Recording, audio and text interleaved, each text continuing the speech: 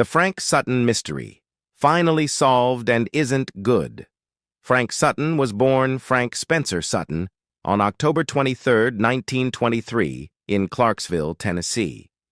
Growing up during the Great Depression, Sutton demonstrated a strong interest in acting from an early age. While still in high school, he appeared in student productions and local theater, where his passion for performance became apparent. Despite economic hardships, he remained committed to his dream of becoming a professional actor. After graduating from East Nashville High School, he pursued his ambition by enrolling at Columbia University in New York City, where he majored in drama and graduated cum laude. His dedication to the craft was evident early on, and his academic achievements underscored his deep commitment to personal growth and excellence. However, like many young men of his generation, Frank Sutton's life was dramatically shaped by the events of World War II. After the attack on Pearl Harbor, Sutton attempted to enlist in the U.S. Marine Corps, but was rejected due to color blindness. Undeterred, he joined the U.S. Army and served with distinction in the Pacific Theater. As a member of the 293rd Joint Assault Signal Company, he participated in 14 assault landings, including the invasions of Leyte and Luzon in the Philippines. His military service instilled in him a deep sense of discipline and patriotism that would later influence the characters he portrayed on screen.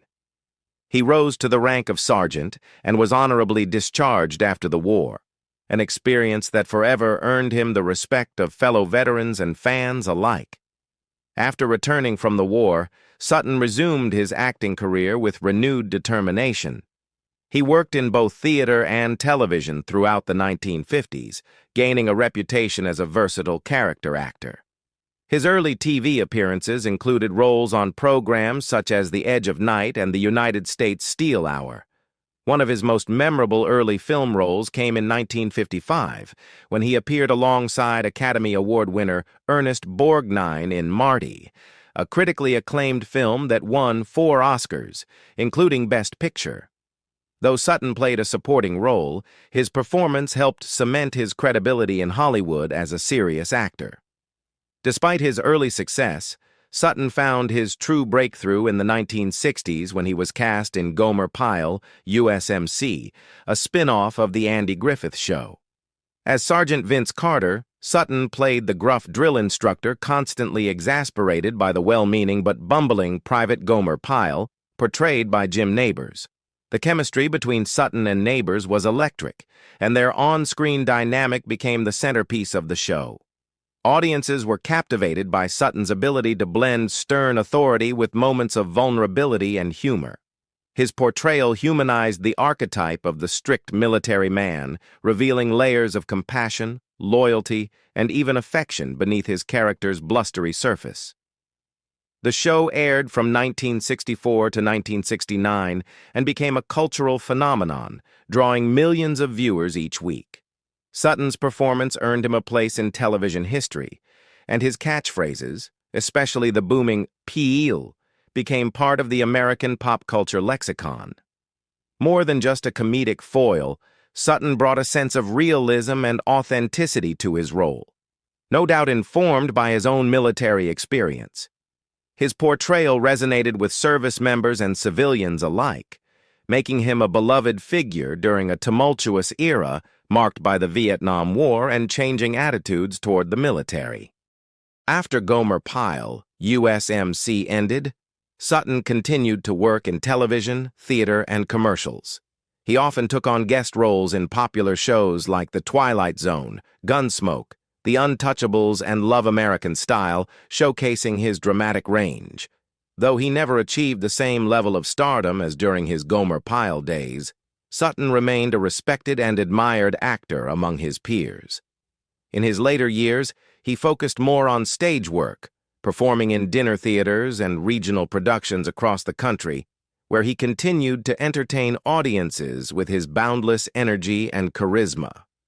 After the popular sitcom Gomer Pyle, U.S.M.C. ended its production run in 1969 after 5 successful seasons, Frank Sutton remained a familiar face on American television, particularly through his continued professional association with his former co-star Jim Nabors. Sutton transitioned into a regular role on the Jim Nabors Hour, a musical comedy variety show that aired on CBS from 1969 to 1971. This show marked a change of pace from the military setting of Gomer Pyle, offering audiences an opportunity to enjoy Nabors' operatic singing talents along with comedy sketches that retained the charm and humor of the earlier sitcom. Sutton, alongside fellow Gomer Pyle alum Ronnie Schell, was a key contributor to the show's comedic segments, often appearing in humorous skits that showcased his well-honed timing and expressive range. In these sketches, Sutton frequently portrayed the brother-in-law of Nabors' character, allowing him to once again play off Nabors' more naive and genial persona, much like his dynamic with the character of Gomer Pyle. However, this new context gave Sutton greater freedom to explore different comedic tones, often leaning into domestic or situational humor rather than military strictness. His performances demonstrated his versatility and ability to shift seamlessly between stern, authoritarian roles and more light-hearted, familial comedy. Sutton's presence on the Jim Nabors Hour helped retain the strong fan base he had built during his time on Gomer Pyle U.S.M.C., and the show itself enjoyed favorable ratings during its 3-season run, thanks in part to Sutton's strong comedic chemistry with Nabors and Schell. Outside of television, Sutton expanded his acting repertoire by delving into live theater, particularly in the popular format of dinner theater, which flourished in the 1970s. This venue allowed him to connect more intimately with audiences and showcase his skills in a live setting, away from the constraints of television scripts and shooting schedules. Among the many roles he played on stage, one of his most notable performances was as the father in Norman, Is That You?, a groundbreaking comedy by Ron Clark and Sam Bobrick. The play dealt with themes of generational conflict and homosexuality, a bold subject for its time, and Sutton's role required both comic flair and emotional depth. His portrayal of the bewildered but ultimately loving father offered audiences a glimpse of his ability to bring sincerity and vulnerability to a part that also required sharp comedic instincts. Critics often praised his stage work, noting that his energy and charisma translated exceptionally well to the intimate, interactive environment of dinner theater. In addition to his work on Nabors' show and the stage, Frank Sutton also made guest appearances on a variety of other television programs during the 1970s. These roles allowed him to break free from the typecasting that sometimes followed his iconic portrayal of Sergeant Vince Carter. He took on parts in dramatic series and sitcoms alike, demonstrating a range that surprised audiences who primarily knew him from his military persona. Whether appearing in crime dramas, family series, or anthology programs, Sutton brought a distinctive intensity and professionalism to each role. These appearances helped him maintain a steady presence in the public eye and affirmed his reputation within the entertainment industry as a dependable and talented character actor. Throughout this period of his career, Frank Sutton continued to be admired by both audiences and his peers for his tireless work ethic, dedication to his craft, and his ability to make any role, whether comedic or dramatic, feel authentic and memorable. His post-Gomer Pyle years reflected his versatility and determination to grow as an actor, securing his legacy not just as a television icon, but as a dynamic and accomplished performer across multiple mediums. In 1946, Frank Sutton married Toby M. Eigler, a talented and ambitious woman who would go on to make a name for herself as a writer in the television industry, particularly in the realm of soap operas. Their union marked the beginning of a lifelong partnership that would endure through the many highs and lows of Sutton's acting career. Toby, who had a deep love for literature and storytelling, brought both emotional intelligence and intellectual depth to their relationship. Her work in television writing required a creative mind, discipline, and perseverance, qualities that mirrored Sutton's own approach to acting. The couple supported each other's professional aspirations, with Toby often offering valuable feedback on Frank's performances and career decisions, and Frank, in turn, providing encouragement and admiration for her writing talents. Together, they built a stable and nurturing home, even as Frank's career often required him to travel or work long hours on set. They had 2 children, a son, Joseph Joe Sutton, born in 1951, and a daughter named Amanda Sutton. Joe would follow a creative path similar to his parents, becoming an accomplished playwright and drama professor. His works often explored intense human emotions and social issues, and he credited much of his artistic sensibility to the household in which he was raised. A home filled with a love for the arts, critical thinking, and expressive freedom. Joe's most notable play, Voir dire, was produced on Broadway and dealt with issues of race and justice in the courtroom, earning critical acclaim and reflecting the kind of layered storytelling that both his parents appreciated. Though Amanda Sutton remained more private and did not pursue a public career in the arts, she was an important member of the family and a source of strength and continuity. Family life was extremely important to Frank, who, despite his tough and often gruff television persona, was a deeply affectionate and devoted husband and father. In interviews and conversations with colleagues, Sutton often spoke with pride about his wife's intelligence and his children's achievements, emphasizing that his proudest role in life was not that of sergeant. Vince Carter on Gomer Pyle, U.S.M.C., but that of a father and husband. The marriage between Frank and Toby lasted until his untimely death in 1974, a testament to their deep bond and mutual respect. Toby never remarried, and in the years following Frank's passing, she remained fiercely protective of his legacy, ensuring that his contributions to American television and his memory as a dedicated family man were not forgotten.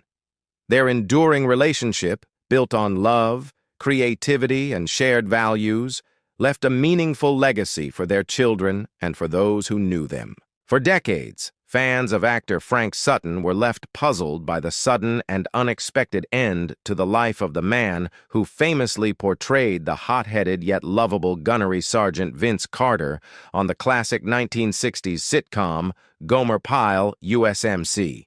Sutton's booming voice, rigid posture, and impeccable comedic timing made him a fixture in American homes and a beloved presence on television. But behind the scenes, Sutton's personal life and untimely death were cloaked in mystery.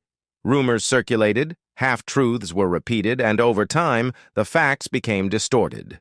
Now, with new information and a clearer picture finally emerging, the truth has been revealed, and it's far from the heartwarming story many fans had hoped for. Frank Sutton died on June 28, 1974, at the age of just 50, collapsing from a heart attack in his dressing room moments before he was due to go on stage for a performance of the play Love in Shreveport, Louisiana. For many, this seemed like an incomprehensible tragedy. Sutton had always appeared full of vitality and strength, the quintessential tough guy with a heart. But in reality, his health had been quietly deteriorating, masked by a demanding work schedule and a deep dedication to his craft. Sutton had long struggled with health issues that were exacerbated by years of heavy smoking, a poor diet, and relentless stress from performing in both television and live theater without much rest. Despite his outward image of discipline and energy, Sutton had been warned by doctors about his cardiovascular health. Yet he continued to push himself, believing that the show must go on. In fact, many of those closest to him later revealed that he had been ignoring warning signs for years. Frequent chest pain, shortness of breath, and bouts of fatigue that he would brush off with his usual tough guy demeanor. Rather than addressing these health concerns seriously, Sutton chose to conceal them, fearing that showing weakness could jeopardize his career or tarnish his reputation as a strong, commanding figure. This decision, in hindsight, proved to be tragically fatal. Adding to the sorrow is the revelation that Sutton's death could likely have been prevented. Recent interviews and documents uncovered by biographers show that Sutton had been advised to undergo cardiac testing and treatment, but he reportedly postponed it multiple times due to work obligations and a desire to avoid public scrutiny. The idea of appearing vulnerable, especially after portraying a larger-than-life military sergeant, was something he deeply feared. Sadly, this fear kept him from taking the medical steps that may have prolonged his life. Moreover, his final days were filled with intense pressure. After Gomer Pyle ended, Sutton sought to reinvent himself on stage, eager to prove that he was more than a one-note comedic actor. He took on demanding theatrical roles, often touring across the country with minimal rest. While audiences were delighted to see him live, Sutton was reportedly exhausted, working grueling schedules and performing under conditions that placed immense strain on his body. Friends recall that he was running on sheer willpower in the days leading up to his death. The heart attack that claimed his life, it seems, was the culmination of years of unchecked physical decline and emotional exhaustion. To make matters worse, his sudden death left his family and colleagues reeling and unprepared. His wife, Toby, and their 2 children, including son Joe Sutton, who would later become a successful playwright, were devastated. They were unaware of just how serious his health issues had become. Those close to him have since expressed regret and sorrow over not recognizing the signs earlier or urging him more strongly to seek help. What remains is a painful what if. What if Sutton had sought treatment? What if he had slowed down? What if someone had intervened? In the years following his death, some fans speculated about hidden illnesses, addictions, or deeper personal struggles. But the truth is more sobering and, in many ways, more tragic. Frank Sutton was a man who poured his heart and soul into every role he took, often at the expense of his own well-being. He was driven by a need to prove himself, to keep working, and to meet the expectations that fame had placed upon him. In the end, that very drive, the quality that made him such a compelling performer, was what also contributed to his early demise. Now, with the facts laid bare and the veil of mystery lifted, what remains is not just sorrow for a life cut short, but also a cautionary tale about the dangers of ignoring one's health in pursuit of success. Frank Sutton's story is a reminder that behind the laughs and the applause, even the strongest performers can be silently suffering. And in Sutton's case, the mystery behind his death isn't just heartbreaking. It's a sobering lesson that may finally bring his fans closure, even if it's not the ending they wanted to hear.